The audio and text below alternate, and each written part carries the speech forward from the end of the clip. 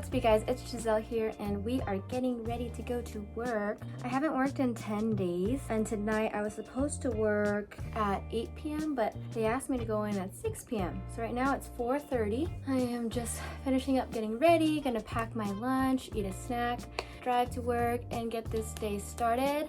I work 6 p.m. to 4:30 a.m. today, and it's been a long while. The reason being is because last week we were actually supposed to go to Disney World, and we canceled that trip, so I had those days off, and they didn't ask me to go back to work, so I just had 10 long days of being off. Life of a per diem. So what we really did was just kind of enjoy the weekend over at Caesar's Palace because my uncle came into town. So hopefully you guys see that video. I'm gonna take you guys to work with me today since you guys requested that and you guys love that. And I'm also going to answer some of your questions that you have been asking in the comment section.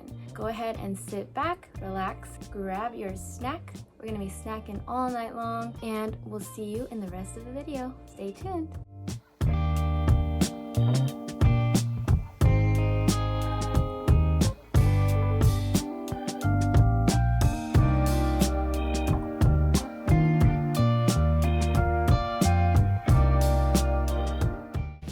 I'll see you later tonight, okay? Okay, Brown. You be a good boy. Wag your tail if you're gonna be a good boy.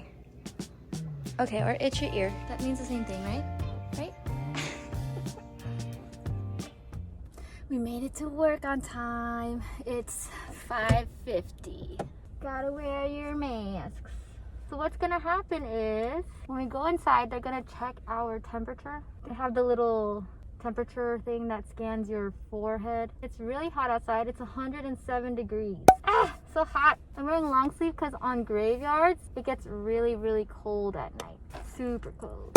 Put my badge on. There wasn't traffic at all, which is surprising because it's 5 o'clock. Okay, let's answer the first question. How does per diem work with PTO and vacation? I am a per diem tech, meaning I can work as needed. Whenever they need me is when they're going to schedule me. So you should usually have an open availability for a per diem tech, but sometimes most per diem techs work multiple jobs.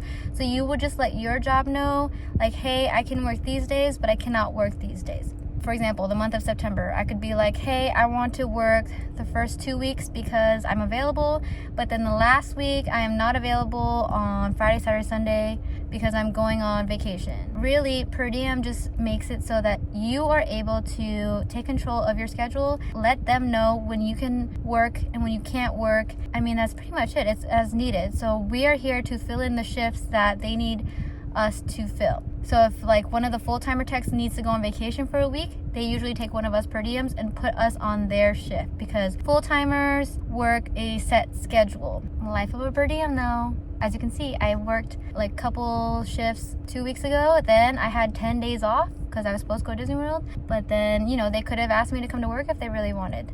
Now let's go inside, clock in, and get ready to work. Hopefully it's not too bad today. Question number 2, how can you survive a graveyard shift, and what are some tips that I have? My number 1 tip would be to just keep on moving, keep on being active because you might get really tired. Make sure you get a lot of sleep because it's a lot on your body to work graveyard. Obviously I bring snacks to keep me awake, but if there's like some downtime, try to like clean as much as you can, stock things up. Some people I know bring a book, especially if it's really slow and there's nothing to do. But most of the time on graveyards, you'll have something to do. If they have you there for a good 8 to 10 hours, there's always going to be something to do. Good luck on your graveyard shift.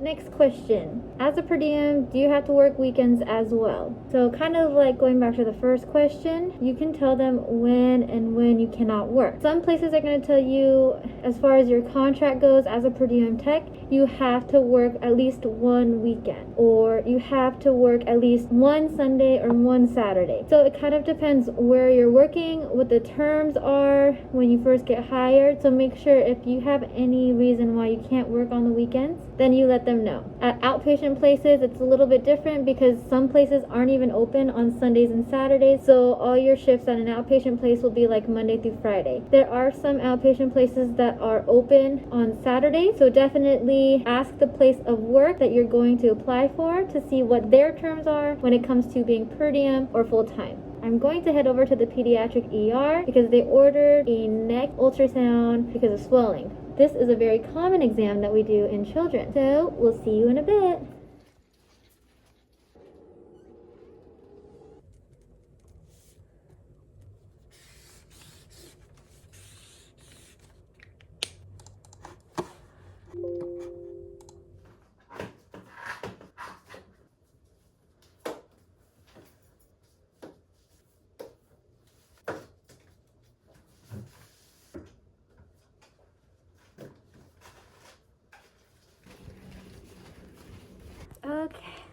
crazy hair. All right, guys. Let's talk a little bit about how the last hour went. There was a pediatric pelvic that we were waiting on to have a full bladder, kind of like how I explained in one of my other videos. So I went all the way from the ER, all the way to the pediatric tower and did a pelvic exam there. We checked her uterus, cervix, ovaries, endometrium, adnexal regions. Lots of walking involved, especially if you work in a really big hospital. Lots of walking and pushing the machine. So now I just finished up writing the cases and the ER is pretty good. So I'm gonna go do some more routines. That's pretty much what you do on the job. Scan and scan and scan. How else to explain it? Like ultrasound techs, we just scan all day. Most people think we scan babies all day. We don't just scan babies all day unless you work in an OB/GYN office. But if you work somewhere else, there's a ton of things that you have to scan, like hematomas, fluid collections, check for a mass, check for hydronephrosis in the kidneys.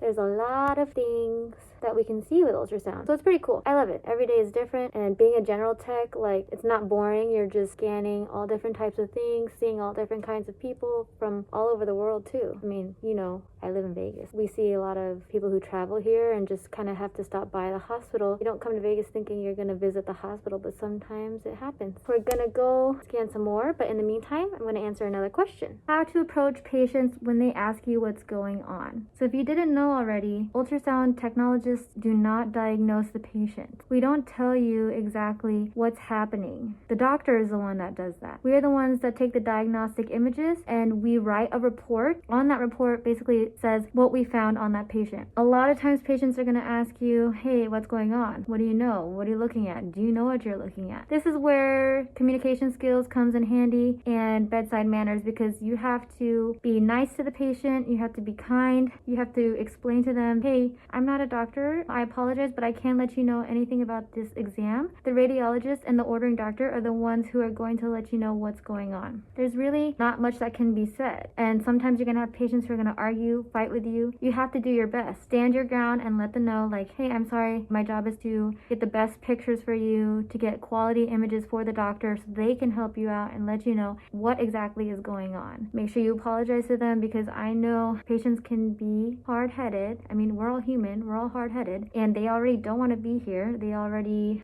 are scared and they don't know what's going on. Like, everyone just kind of results to going and thinking about the worst thing that could ever happen to them. But a lot of times there's something else that's causing this pain. A lot of times they order an ultrasound for the gallbladder and their abdomen results come back negative. So something else is causing that. But your job is to just let the patient know you are doing the best that you can and that the doctor is going to get them the results. Trust me, I've had a ton of patients. Sometimes they're even like, can you wink if you see a blood clot?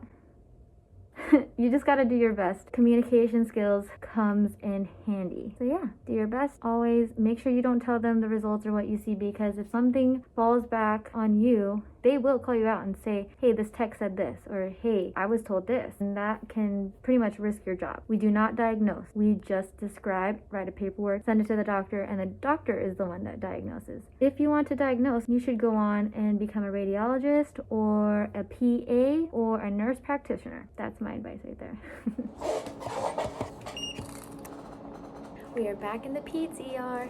Have to do a baby renal. We're waiting for the nurse to let me know when he's ready. When he's ready, we shall scan his kidneys and his bladder and aorta and IVC. So let's answer another question, shall we? Do sonographers have to use needles or handle needles and deal with blood? We We do procedures in the hospital and some outpatient places. We do some biopsies, paracentesis, fluorocentesis. Sometimes we'll have to go to an OR, help with some procedures there. Thrombin injection. Yeah, there are some procedures involved. So if you work in a hospital, you will have to set up all of the stuff for the doctor, but it doesn't mean that you're going to actually, touch the needles and put it in the patient. That's a part of the job if you work in a hospital. Some outpatient places do paracentesis and thoracentesis. And blood. I mean, you'll see blood sometimes if you're doing a pelvic and a patient is on her period, or even if she's just having random vaginal bleeding. That happens. Or when pregnant women are also having vaginal bleeding, sometimes you can see blood that way. In an ICU, maybe you can see blood sometimes. If you're working where there's an ER, sometimes you can see blood, but there's not a whole lot of blood involved. I can tell you that I don't really see that much blood, and if you were to see blood, you almost get used to it. But if you like are really squeamish about blood, I would say be careful. Be careful to work in a hospital. I don't think in outpatient places you'll really see that much blood.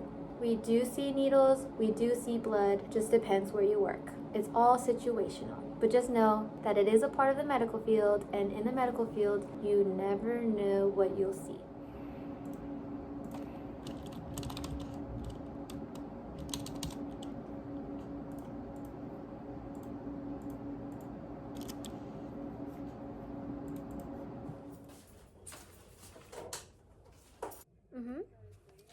Okay.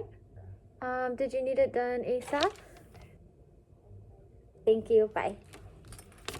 What's up, guys? We are back in the adult ER. So my next patient, it's another right upper quadrant ultrasound for abnormal liver function study tests, and they want to check the gallbladder and the liver. It's a portable exam, so what I'm gonna do is turn off my machine here, bring that machine portable, and go to the patient's room. Most of the exams in the ER, we can grab them with the wheelchair and bring them here to our room, but sometimes the patients are in a room, so we can just go portable and bring the machine because it's faster, easier, and most likely those patients can't get up right away or something's going on. We're almost there, almost off, but it's not too bad today. Been a ton of random stuff. You guys, so today I had a patient who did not want me to complete the exam. You know, I was like a couple minutes in, doing my best, and you know what? Sometimes that's gonna happen. Sometimes they're gonna refuse the exam, and you have to know how to handle that kind of pressure. So you try to talk to the patient. I'll try to go as fast as I can for you. We need to make sure that we have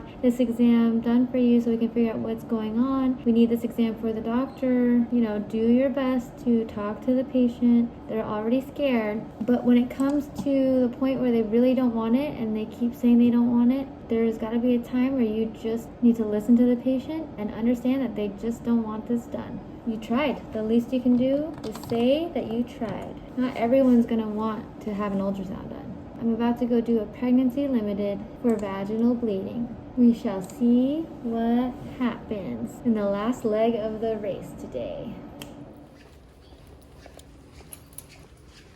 We made it. Woo, woo, woo. Isn't that crazy that it's 4:45 in the morning, super dark, and I just got off a graveyard shift and I want some pancakes or French toast or waffles?